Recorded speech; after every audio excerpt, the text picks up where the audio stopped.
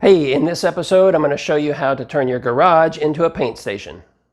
You're going to need some plastic drop cloth. I prefer the 9 by 12 foot.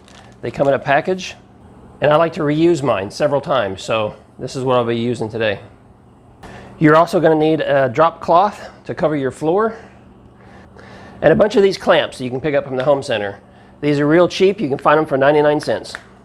I like taking plastic sheeting and my clamps and clamping it to the garage door rails and then across the back of the garage. But if that's not an option for you, stick around just a minute. I've got an easier solution.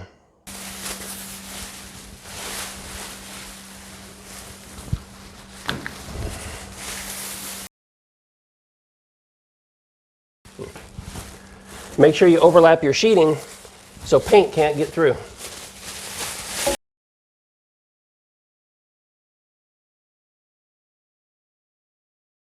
Because I'm painting two large pieces, I'm going to go around my workbench as well.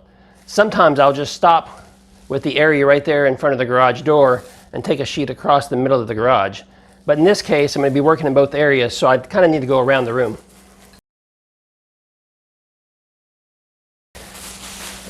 Sometimes it may be necessary to close the gap and just use another clamp. So the last step, I'm going to take another piece of plastic and drape it across the front of my workbench. Then I'm going to continue to spread out my drop cloths. I'm going to need 2 for this configuration to make sure the floor is entirely covered. Hey, this may not be the best solution. If you have some other ideas, please drop them in the comments section below. It works pretty well for me. It takes about 10 minutes for me to set this up. Mostly everything is covered. I use an HVLP sprayer, which is high volume, low pressure, so I don't get a lot of overspray, so I don't have to worry too much about covering the ceiling. If you have a paint gun that's connected to a compressor, it's going to be blowing a lot of air and it's not going to work for you because it's going to be blowing plastic around and there's going to be a lot of air movement and you're going to need to completely seal off your room if you're using one of those. Hey, what do you think? Was this a pretty good idea? Let me know in the comment section below, hit or miss. And as always, consider subscribing to this channel. We have lots of tips and tricks we're going to share. Okay, so if hanging your plastic around on your garage door rails is not an option for you, here's a little trick to create attachment points along your ceiling. Rare earth magnets. I got these off of Amazon.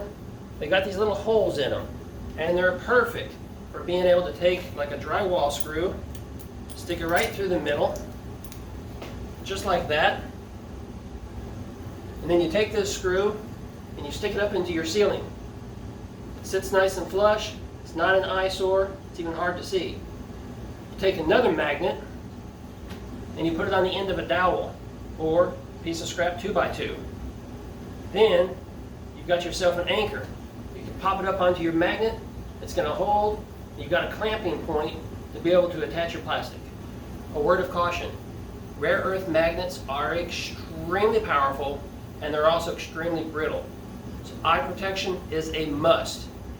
2 of these magnets, even a foot apart, can easily, in an instant, snap together, shattering and sending shards of magnetic debris all over.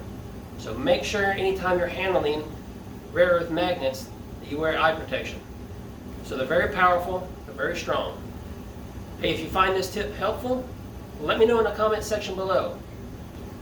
Let me know if it's a hit or a miss. And if you have any questions, I'll answer them right away. And if you have any questions,